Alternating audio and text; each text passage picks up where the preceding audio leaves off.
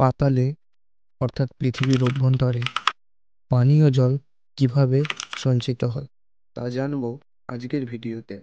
সম্পূর্ণ পৃথিবীর চারিপাশে জলের শেষ নেই, কিন্তু আমরা এই জল পান করতে পারি না নোনতার কারণে। তখনই প্রয়োজন হয় স্বাদু জলের বা মিষ্টি জলের, যা সঞ্চিত থাকে পৃথিবীর অভ্যন্তরে। অভ্যন্তরীণ পাথরের মধ্যবর্তী ফাঁকা স্থানে এই জল সঞ্চিত থাকে। এই গ্রাউন্ড ওয়াটারের স্তরটিকেই বলা হয় অ্যাকুইফার। আগেকার সময় যখন টিউবওয়েল ছিল না, তখন কূপ খনন করা হতো এবং এই অ্যাকুইফার থেকে জল বেরিয়ে সেটিকে জলপূর্ণ করে তুলত।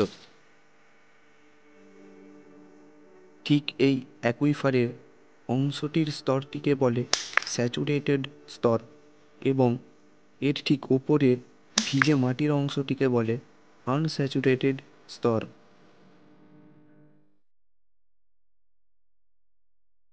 তো কিভাবে জল মাটির নিচে সঞ্চিত হয়?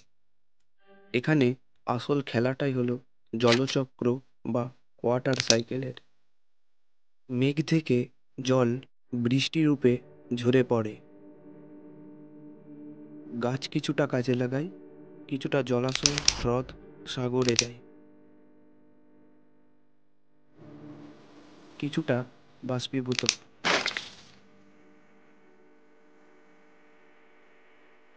মাটির ওপরের জল অর্থাৎ ভূত্বকে রয়ে যাওয়া জল ক্রমে মাধ্যাকর্ষণের টানে মাটির নিচে প্রবেশ করে, ফিল্টার হয়ে অ্যাকুইফারে জমা হয়।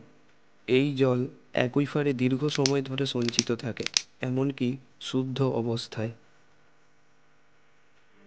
সারাদিনে হাজার হাজার পাম্প দিয়ে ভূগর্ভস্থ জল তোলা হয়, যা আমাদের দৈনন্দিন জীবনের চাহিদা মেটায়।